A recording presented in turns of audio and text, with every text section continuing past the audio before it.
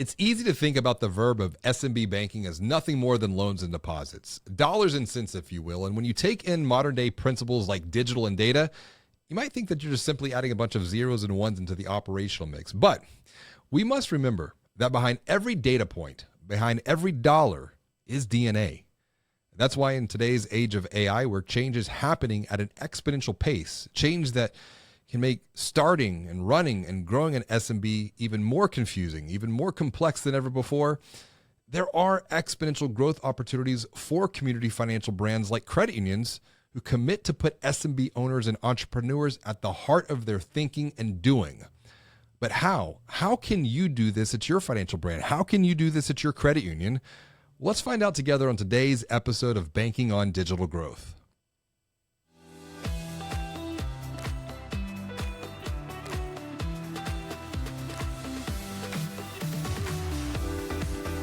Greetings and hello, I'm James Robert Lay, and I'd like to welcome you to another episode of the Banking on Digital Growth podcast. Today's episode is part of the Heart of Growth series brought to you by Nymbus, and I'm excited to welcome John Janclaes to the show. John is the president of Nymbus CUSO, where he leads an organization that empowers its credit union owners and partners to quickly establish niche digital banking to expand reach, deepen community connections, and create new revenue streams. And in our conversation today, John and I are going to dive into the heart of growth to explore some of the biggest growth opportunities for financial brands, for credit unions that commit to put people, in this particular case today, SMB owners and entrepreneurs, at the heart of their thinking and doing. But first, I'd like to invite you to hit the subscribe button if you're watching this podcast on YouTube, or if you're tuned in listening on one of the many podcast players this podcast streams on throughout the world, because when you hit that subscribe button, you instantly become part of an ever-growing community of financial brand leaders who are committed to learning how they can maximize their future growth potential by committing to guide people beyond financial stress in the communities that they serve to a bigger, better, and brighter future. Now, let's learn how you can maximize your future growth at your community financial brand or your credit union by caring and putting SMBs at the heart of your thinking, at the heart of your doing. Welcome to the show, John. It is good to share time with you today, buddy. Hey, James Robert. It's good to be back with you and to continue our conversation around SMB. This is an ongoing dialogue between you and I. We've got some great updates today. You know, before we dive into this, and I'm looking forward to hearing what is happening now in the present moment, because it is an ever-evolving environment. Change is happening at an exponential pace. I always like to start off on something good. What is positive in your world right now, personally or professionally? Your pick to get started. Well, you know what? Probably a year-long journey of some deep thought for a book called The Partnership Advantage, because we don't make things happen in this world anymore by ourselves. And I have a book coming out in the middle of August called The Partnership Advantage. So it's about ready to hit the finish line. Writing a book, I understand it's a big lift. It's a big commitment. But it does take a partnership. It does require collaboration. And I think when it comes to caring for SMB owners and entrepreneurs in a world full of change, exponential change, that can feel very complex and confusing to not just start and run, but really grow an SMB, there's opportunities for collaboration, for partnership with community financial brands, and specifically with credit unions even. What are some of the big growth opportunities that you're seeing right now based upon the work that you're doing at Nymbus CUSO? Yeah, James Robert. So I think just starting at the very top of house here, which is kind of the landscape and thinking about it, so small business banking, 32 million businesses that are out there. They make up 44% of our economy. The lending opportunity alone is about 800 billion with a B, for service. So, if we're looking for growth, when you just think about that total addressable market, I mean, it is a massive market. And the other thing about that is right now they're not being served very well. So there is an opening for those who do want to put the member at the center of the business problem and really think deeply about how to solve that. There's opportunity there. I want to pause right there. They're not being served very well. Why is that? Well, you know what? I think part of it is let's think about who is serving them today. So maybe the big money centers, that they represent 49% of that market is being served by the big money centers. Wow. And frankly, what they'd really rather do is work at the higher end, the medium to large size. And they're not really a great service for the very small person, small business, medium sized business. Let's say something from one person, an entrepreneur, all the way up to a couple hundred employees. That right there is not being served very well. And I want to pause on that point. I think it's important to define what an SMB is today because there might not be a lot of clarity around that specific term. You think small, mid-size, it means different things to different people. Can you roll that back into what that market opportunity looks like? Sure. I mean, that market opportunity begins with maybe some of your retail customers who now have a side hustle. Yeah. Matter of fact, there is somewhere between James, 39 to 41% of people now have a side hustle to make, their household work. So it's as simple as somebody who's doing that to a single entrepreneur to that small business that's 5, 10, 15, 20 employees. That is a huge number in that group of small business banking. Yes, and when you think about this idea of, you know, these side hustles, the gig economy, if you will, a lot of this can be traced back over the past 30 years. We're coming up right on the 30th anniversary of when the internet reached the mass consciousness of humanity in 1994. And you now have, I mean, just for context, I've been asking a lot of leaders this question to get them to think, and it's a personal question. How old were you in 1994? If you can think off the top of your head, I was 12, 13 years old, and I'm asking for a specific reason. But what about you? So what was I? 29, something like that? Okay. Yeah. So this is an important point to pause on just a bit when we're thinking about SMBs today, because what happened in 94 when the internet reached the mass consciousness of humanity, we were all at different life stages. You were 29, 30, I was 12, 13. You were seeing things different. You were already off doing things within a career. I was still, at home, probably in junior high, 7th or 8th grade.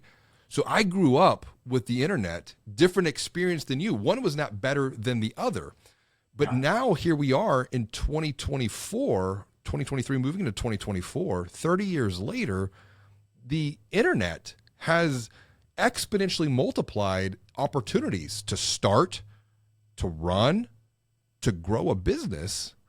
And now we're almost here again at a tipping point with the age of AI. With the launch of Chat GPT November 30th, 2022, there are going to be new opportunities that we can't even perceive today in the SMB marketplace. And I think we need to be, as financial brand leaders and as credit union leaders, be aware of some of these opportunities, because it is, as Peter Diamandis wrote in his book, the future is faster than you think. Exactly. So Yeah. what are some of the, I would say, the challenges that community financial brands like credit unions should be paying attention to when it comes to caring about the ever-evolving needs of SMBs in this new world?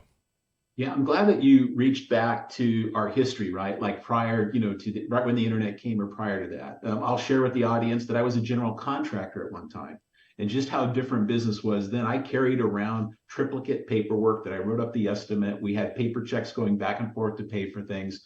Move forward now, and that same contractor who's in the field is probably running, if you can even get one to get to your house to do a job because they're so busy now, 4 or 5 or 6 jobs at one time.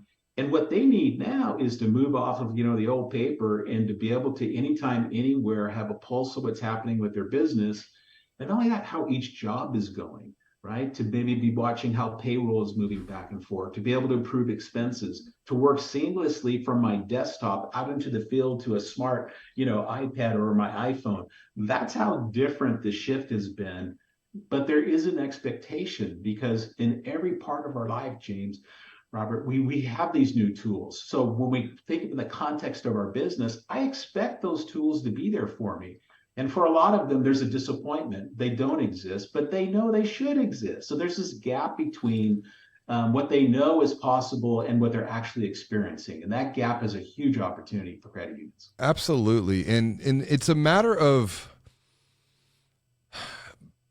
continuously being at the pulse and keeping a pulse of what is going on in the marketplace, not just in financial services, but through the lens, through the eyes of these SMB owners and entrepreneurs. What is the best way to do that, to continuously come back to putting their questions, their concerns, their hopes, their dreams at the heart of our growth as a community financial brand or a credit union? You know, as we've always talked about between you and I, it is putting that member at the center. And this is what credit unions are so good at, right? We've always put the member at the center. And we've done that traditionally through retail banking. It's like, what are the needs you have as a household? Now, if we just flip that a little bit, and some of us are doing this, what is the need now in the business context that you're working at? So if you put that first and you think about the jobs to be done for those business owners, oh man, okay, now it becomes pretty clear to look at that, you know. And it was about a year and a half ago that you did some fireside chats for us, a series of 3 of those, where we talked to technologists, we talked to credit union leaders, we talked to community bankers about what are they hearing when we start to really listen to what those thorny problems are for small business people. And that really helped to sharpen and set and prioritize our roadmap here at Nymbus. You know, part of that journey included going and getting small business banking technologists on our team. About 3 years ago, we brought on some from the biggest brands that are out there doing that, right? So we know what good tech likes. That together with really listening to what credit union members need in terms of small business has really helped to drive the development of our platform over the last 18 months. And it's stellar. I mean, it is ready for prime time for credit unions now to compete. So what you thought maybe was a barrier, that there wasn't a platform that is affordable, that can be brought to market in a decent time frame, those assumptions revisit, because there's real options now. I want to come back to the idea of platforms in just a minute, but roll something that you just shared, jobs to be done. When I hear that word, I understand what that means, but I want to unpack that a little bit more for someone watching or someone listening, because that might be a new terminology. But when it comes to caring for the growth of SMB owners and entrepreneurs, jobs to be done is a very practical pathway to do just that. What does that mean? Yeah. So, I mean, if we go back to our contractor, a job to be done is he's got 3 or 4 jobs that are going on, and he'd like to know, or she would like to know, that where are we at as far as my expenses, my revenue, what's happening with the invoices that we put against that job. Could you please make that easy for me and put that in one place where I can quickly review how that job is going? That is a job to be done. You know, and if we just give you a bank register, then you're going to have to think about the cash that's coming in, the expenses going out. Could you please roll that up into a budget for me? Or do I have to do that? Right. And saying, no, that's a job to be done. Our platform will do that job for that contractor. I want to switch the subject just a bit and, look at community. Because when we think about SMBs and we think about SMBs, small, mid-sized business at a local market level, why is it that credit unions are uniquely positioned to care for these SMBs, once again, compared to the larger or the national brands?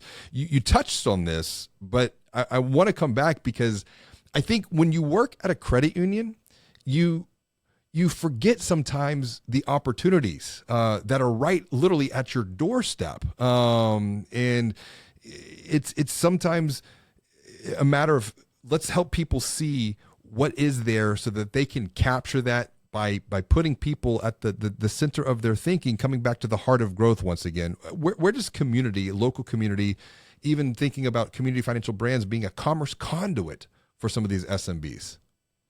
Yeah, I mean, you are right. At the heart of what credit unions are about is to be hyper focused on a niche or a group of people. And this started out as being a single employer. For example, one of the credit unions I worked at was Lockheed. And so we cared deeply about and understanding what do the Lockheed employees need, and being very dialed into that. And then when we moved from serving one company to many, they call that a multiple common bond or SEG groups, that we had to figure out kind of what are the retail banking needs for all these employees. And then as we migrated into serving communities, community credits, then we began to wonder about what are the needs of the community. But it's always focused down on a granular view of looking at an individual and saying, what needs to be done. But now, if we're in charge of part of the ecosystem of making that community work, part of that community now includes small business, not just somebody who's working for an employer. So you can see our systems, our way of thinking, our products were geared first at the retail banking level. But now that we're adopting care for the ecosystem of a community, which includes businesses, Yes. that's the opportunity for us to lean into. So when you think about just that growth curve, that's what we're growing into. And we have not had very good people, process, and technology to do that. And so that's the challenge is tuning that up and revisiting our mindset around, hey, wait a minute, a lot has changed, on the ground. So we can now address these markets. We're gonna come back to the technology in just a moment. I'm so excited to get to that. But you mentioned a little bit of your own experience here, thinking about like Lockheed Martin and caring for people. You've been a lifelong financial brand leader. I had no idea you came from the contractor space. That was new news to me. But there's a lot, I think, of empathy that you're bringing into this. Talking about SMBs today. Why do you do what you do? If we're talking about caring for people, caring for others, why do you do what you do, John? You know what? I just somewhere in my upbringing and stuff is just the idea that we need to take care of one another. That's important. I'm from a big family. There's 8 kids, right? So maybe it started there with taking care of your brothers and sisters around you. What's your birth order? What number are you? I'm smack in the middle. Okay. Yeah, smack in the middle. And part of that growing up was take care of one another, but there also was too much is given, much is required, Yeah, right? So get out into the world and help make this a functioning society for everybody. And when absolutely. I credit unions, James Robert, it was like, wow, this is where I can take my talents for finance and leadership and really have an impact, for people. So that was kind of the genesis and the kind of the why behind what I do. Well, thinking about that idea of leadership, you've led so many people over the years. You've cared for so many people as a leader, as a servant leader. What would you say have been maybe the greatest lessons that you have learned along the way who could help a leader who is watching or listening to this conversation right now avoid some traps on their own journeys of growth? It's a human experience. So leadership is a very human um, experience for you to partake in and realize that everybody has dreams. And if you can understand what their dreams are, then you can have real service to make something happen, not transactional. And there's nothing like it when somebody knows I'm pulling to make your dream come true. And when I was the CEO at Disney's credit union, it was 250,000 people thinking about their dreams, and Yeah. it could dream for, hey, I need reliable transportation to get to work, or it could be something higher. I want to be able to retire at age 65. And to be a part of just trying to orchestrate and make all those dreams come true, there's nothing like it. It's the greatest adult playground you could be at to do that kind of good. So that's some of the why behind it. I I really connect with what you said about the transaction, and I want to pause on this point because when I think about, once again, my opening statement around SMB banking, or just the verb of banking for that matter, a lot of it we think dollars and cents, transactional. But when we think about the heart of growth and growing people, there's an opportunity to put the transformation of people over what has become the commoditized transaction of dollars and cents. And I know that this idea of caring and putting people at the heart of everything you do, it might come off to some as a bit touchy-feely. I get that, and I'm very respectful and mindful of that. What would your recommendation be for those who might feel at this moment in time, based upon their, once again, the human experience, based upon their experience, they might feel more comfortable just sticking to thinking about dollars and cents. How might they be able to remember that behind every dollar, behind their tech stack, their data points, even their tech stack, is DNA? Yeah. Transactions are important and the ledger does need to balance. But now we know with great leadership and great care for one another that there's another phenomenon that happens that's even more important than the ledger. And that's that if we take care of one another and people really feel that you're really in it for them, that accrues an economic benefit. There's a book called Time, Talent, Energy. It's a 10-year longitudinal study by Bain and Company, a big consulting firm. And basically, here's what the book says. If you take care of people, their human needs, including your employees as well as your customers, your team can take off Thursday at noon and create the mission results you want. The folks who do not do that, their teams have to work till Saturday till noon to get the same business outcomes. So caring is not only the right thing to do, it's a smart thing to do.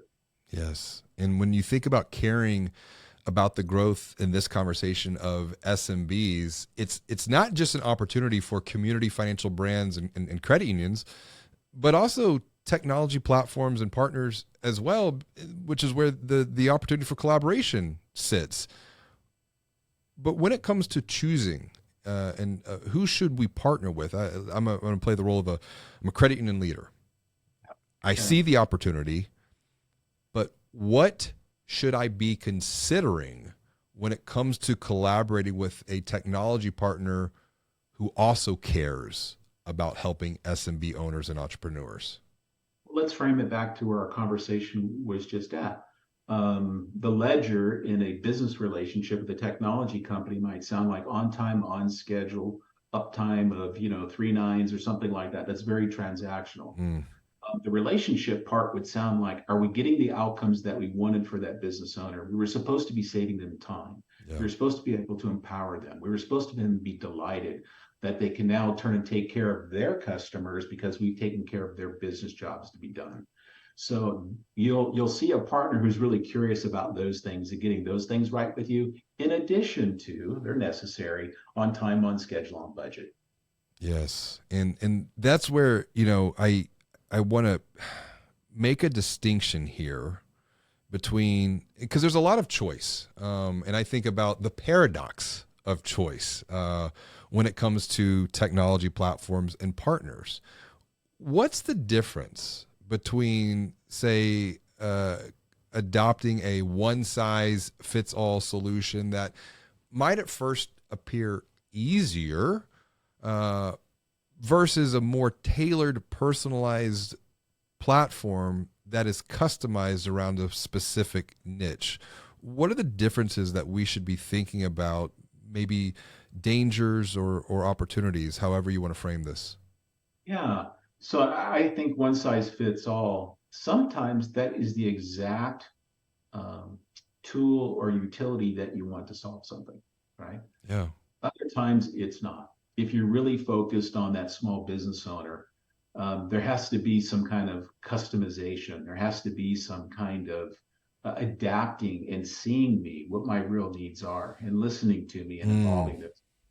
So, for example, in our platform, if a contractor said, back to the example, I have 4 or 5 jobs to be done, and I'd like to organize all my expenses and revenue and my invoices all in one place, it's customizable. So you can have 3, 4, 5, 6, 7 jobs going at one time and organize your work world around that. Yes. That is using technology in a customizable way to saying, we understand and see your jobs to be done, and here's the tool set to help you customize your world. What I'm hearing from you, I've never had this thought before, but customization and personalization is a pathway to care. It really, if we think about the idea of trust being the sum of what we say and what we do, our words and our actions, when we customize, when we personalize, we are showing through our actions that we really do care. And now it's an opportunity for collaboration, not just between financial brand and SMB, but between technology platform, financial brand, SMB, all working together to co-create value. I know you're very passionate. I mean, you mentioned the book on partnership to begin, the subject of collaboration. And you've had a transformative and powerful alliance of collaboration with MSUFCU. Say that 3 times fast. MSUFCU. You've had a very good relationship with them, which embodies what a lot we've been talking about here. What's at the heart of this story of growth?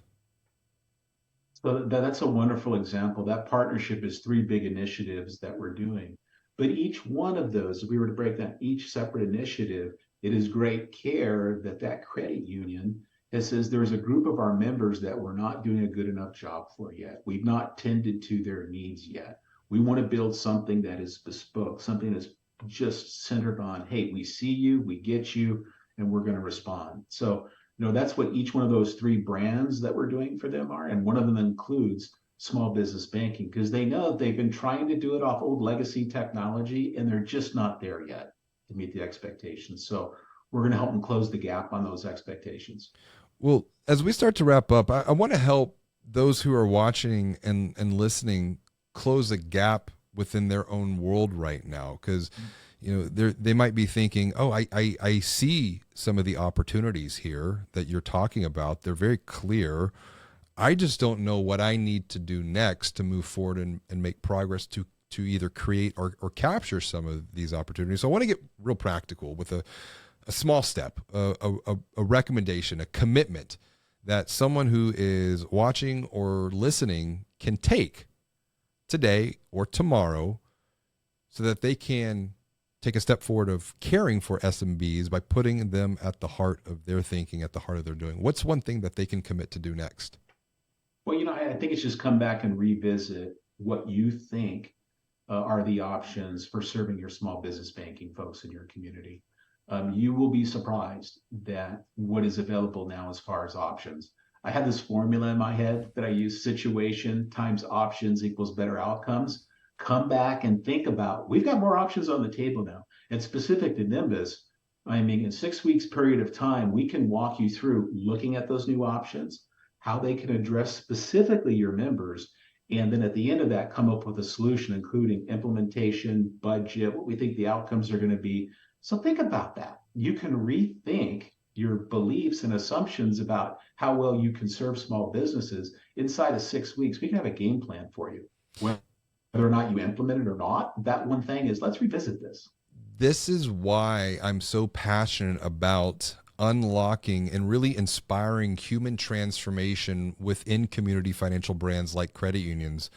There are 4 distinct steps that I see for any type of transformation to become a reality, whether that be digital transformation, brand transformation, cultural transformation. It all comes back to human transformation. And the first step in human transformation is to simply see things from a different perspective. So back to your point, going through a process like this with you and your team would help them to see different. It's going to help them see different and think different and then feel different. And it's the feeling that I find to really be the greatest opportunity, which is coming back to care. It's coming back to the heart of growth, because at the end of the day, behind, once again, every dollar, every loan, every data point, it is DNA. And this has been such a fantastic conversation. Thank you for sharing your knowledge, your expertise, your experience, your human experience with us on this podcast. If someone wants to continue the conversation that we've started here, what is the best way for them to reach out and say hello to you? Oh boy, Nymbus.com. You can find our whole leadership team there, all of our team there. In particular, you can find me there. And I would welcome an opportunity for help you, lean into and maybe see things different. Yeah, see different, think different, feel different. I like to feel different. I really like that. And then together we can continue to do different and guide these SMBs in our communities to a bigger, better, and brighter future. Connect with John. Learn with John, grow with John. John, thank you so much for joining me for another episode of the Banking on Digital Growth podcast. Thank you. Bye for now. Until next time, be well, do good, be the light.